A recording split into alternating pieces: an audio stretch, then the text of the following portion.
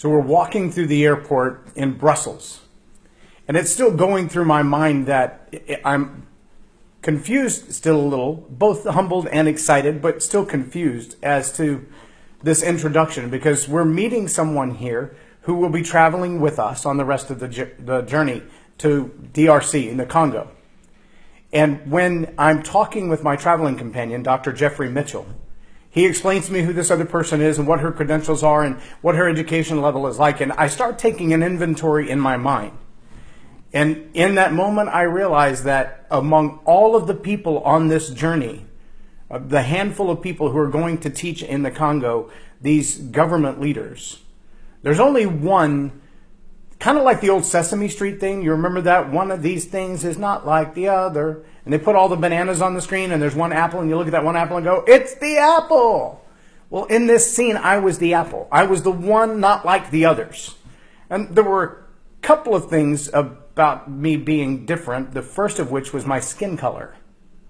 I was the only pasty white individual making this trip on this journey to teach leadership in the Congo, which struck me as a little bit odd. The second thing that was really unique is I was the only one in the crowd without advanced degrees, doctoral and postdoctoral work. I got none of that. And it was really easy for me to go, am I in the right place? Have they invited the right person? Why would they want me to go on this trip? On the other hand, the contrast of my fleshly me felt, look at me, I'm the only one without a degree and I'm traveling with all these doctors. And that constant tension, am I really worthy? And can I do a good enough job? And wow, I must be impressive if they've got all this education and I don't have the same education, but they trust me. And so that constant tension between just living in the moment and enjoying it and trying to find out, am I good enough or am I really that impressive? I know none of you have ever had that internal struggle, have you? Yeah, right. Sure you have. Every time you get promoted in a job, you're ecstatic that you got promoted. You're proud of your accomplishment. You're overwhelmed with the joy of having reached the next level. And at the same time, you're asking yourself when you go home at night, have I been lying to people? Why do they believe I'm good enough for this? What is this that's going to make me succeed in this job when others have failed? And that constant tension within us, pulling against us, can destroy us. In fact, it can be the thing that destroys our own credibility. It can be the thing that pulls us down, because the backbiting and the arguing and the self-defeatism, all of that takes place inside our own head, inside our own mind, inside our own imagination sometimes. And sometimes that's worse than what's being said outside. Why? Well, because no one is a worse enemy than the best friend gone bad. They know all your secrets. They know everything there is to know about you, where all the skeletons are hidden, what you've done wrong and what you've done right in your past, who you've hurt, who you've wounded, who you lied to, how you got here. And that worst enemy lives inside your head. When you're at war with your own soul for self-worth, you'll find yourself in an eternal conflict that you may not be able to solve. In order for us to find the hope to move forward, we've got to take those almost Dr. Seuss-like words that I heard from Dr. Jeffrey Mitchell, which, just for what it's worth, traveling through the Brussels airport with Dr. Jeffrey Mitchell is like playing an international game of Where's Waldo? Because I would be in the middle of a conversation with him and I would look up and he would be gone. I'm deep in this thought and the person I'm talking to has left. It happened a couple of times. I thought we lost him in the Congo, but he came back. Got to get that in on you, Dr. Mitchell. But his Dr. Seuss way of reconciling with the years of education that he's had and the years that he's taught in the collegiate level and the number and types of political campaigns he's been involved in, his very simple instructions were, well, simple. Easy to do if you're willing. He looked at me after this conflict had been in my mind since we left Dallas through Washington, D.C. We talked about it a little on the streets as we walked around the Capitol buildings. We got back on the plane and flew another 12 hours and landed in Brussels. And even there, this conflict is still going on in my mind. How am I both proud to be on this journey and terrified that I can't measure up. And he turned to me and he said, just do you.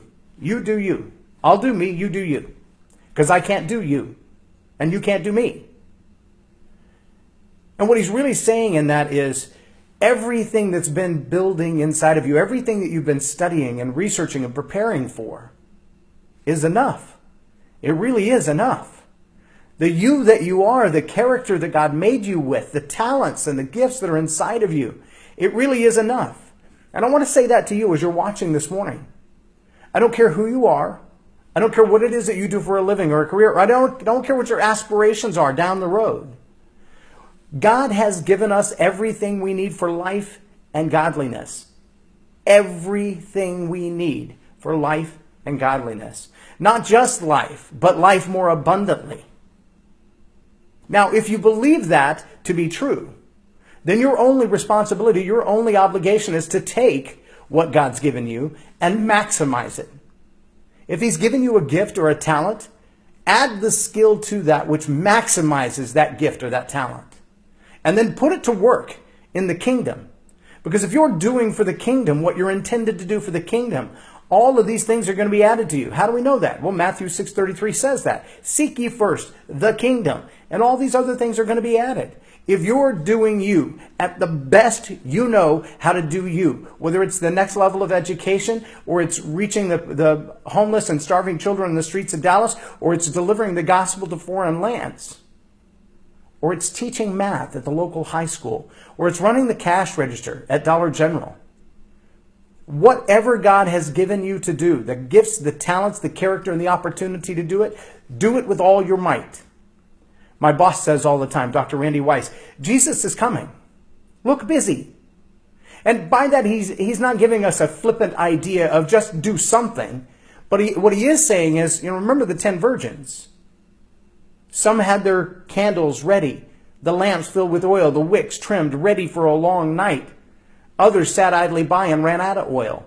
They weren't paying attention to the coming of Christ. They weren't paying attention to the return of the king or the bridegroom. They weren't ready. They were doing nothing to prepare themselves. So what are you doing to prepare you to do you? When God returns, will he come back and find you a faithful servant who has taken the talents that he's given you and multiplied them? Or will he find you the servant who buried the talent in the ground? The gift God gave me to communicate, I've had this gift since I was born. I used this gift to manipulate people. I used this gift in sales. I used this gift in a lot of different ways before God brought me to the place that I am now. And I'm not certain that he's done with me yet, but in this leg of the journey, the gift of communication, the understanding that he's given me on various topics is for you. That's why I'm here. That's why I get up and do what I do, to share it with you. Because I believe if I can inspire you to do what God gave you to do, to put your hand to the plow and focus on those things, that you will find great success in life. And life more abundantly. And by success, I don't mean you'll have a big fat bank account and a Bugatti in your driveway. By success, I mean you'll find yourself fulfilled in doing what God made you to do. You'll find that your impact and your influence is growing every day. You'll find that your opportunity to love others expands as you diminish the focus on yourself. Lest you think this is a Western idea, this is a New Age idea, this idea of focusing on your gifts and talents and doing something with them. Lest you think that we have, in American culture, created this idol of self-importance and self-success. Let me take you back to 1 Peter chapter 5. And I'm going to start at the top of the chapter. He says, I have a special concern for you church leaders. I know what it's like to be a leader in on Christ's suffering as well as the coming glory. Here's my concern, that you care for God's flock with all of the diligence of a shepherd, not because you have to, but because you want to please God. Not calculating what you can get out of it, but acting spontaneously. Not bossily telling others what to do, but tenderly showing them the way. When God, who is the shepherd of all, comes in the open with his rule, he'll see that you've done it right and commend you lavishly. And you who are younger must follow your leaders. But all of you leaders and followers alike are to be down to earth with each other, for God has had it with the proud, but takes delight in just plain people. Here's your key passage for today. So be content with who you are and don't put on airs. God's strong hand is on you. He'll promote you at the right time. Live carefree before God. He is most careful with you. Now, I know there are a lot of different people who watch this broadcast, literally all over the world. I get comments and likes and shares from Ghana and Guyana, from Nigeria, and from Congo. And there are a few in the U.S., a few in Texas, a few who are personal friends in the Dallas area. But the one thing that I do find common is that they have taken the time to participate in this video, which means they're interested in growing themselves. Or at minimum, they're friends of mine who know that I need the emotional support of thinking somebody watched. Thank you, whichever one of those you are. Here's the other thing that I know about those who watch, especially those who are watching live at 6:15 in the morning Texas time. You're a unique breed. God has got a calling on your life like nobody's business. God intends to use you to change this world. The influence that is already in your life is incredible. And my job is to help you to grow that influence, to shine the spotlight on you, to help you find out what it means to be content being you. For you to do you. For you to be your own hero. For you to look in the mirror, content that what you've done is exactly what God called you to do. That you've lived out the life of the gifts and the talents that He's placed in you. That you've been obedient to His voice. That you've allowed God to be deeply involved in the microcosms of your life. It seems silly sometimes when we think about, well, does God care if I have lasagna or spaghetti for lunch? Honestly, most people would say no. He cares that you eat. He prefers that it be healthy. But whether it's lasagna or spaghetti, not so much. I'm not thoroughly convinced that's true. How do I know? Well, because it says that He cares to the degree of the flowers of the field and what they're dressed like.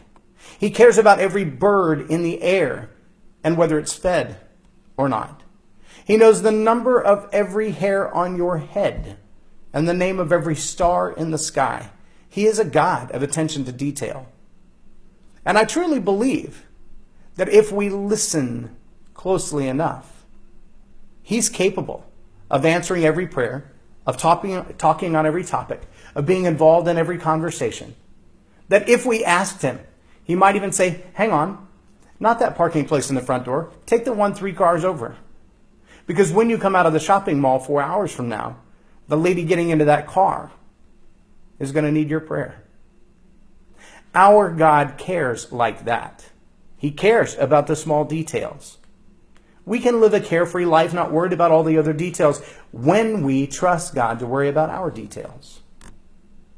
It's when we go about so busily trying to control everyone else's life, to try to make our life easier.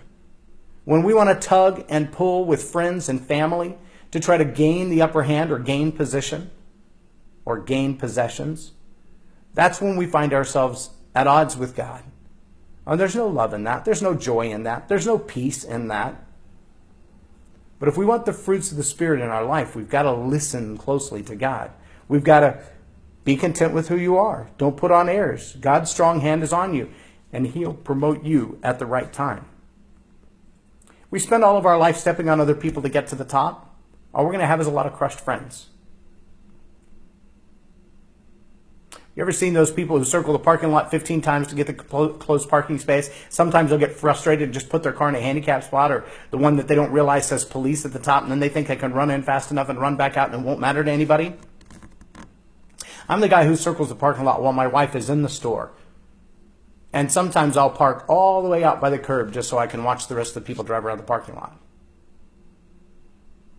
Sometimes I'll park way out there just because A, I need the exercise, and B, I know there's someone who needs it more than I can because right now I'm still mobile. Do you care about other people enough to intentionally sacrifice for self? Will you give up what's easy for you, what's convenient for you, what feels good to you, so that others can not only feel important but be important? Will you make someone else a priority today? He says, I want you, here's my concern, that you care for God's flock with the diligence of a shepherd, not because you have to, but because you want to to please God, not calculating what you can get out of it, but acting spontaneously. Not bossily telling others what to do, but tenderly showing them the way. Are you that kind of leader? Do you lead by doing? Do you lead by demonstrating before teaching? Or do you teach first and demonstrate later? I truly believe that if we will just do what God's called us to do, living in the space that He's created us for, and in the space that He's created for us, the lives that surround us, the opportunity we have to impact them will be significant. And the you that God made you to be is more than enough for the space He's placed you in. Will you take the challenge today to love others before you love you, to lift others up before you lift up you, to wait contently with who you are, where you are, until God promotes you for the next thing? I'm J Loren Norris, and you've been watching Tell It Like It Is TV. Have a blessed day.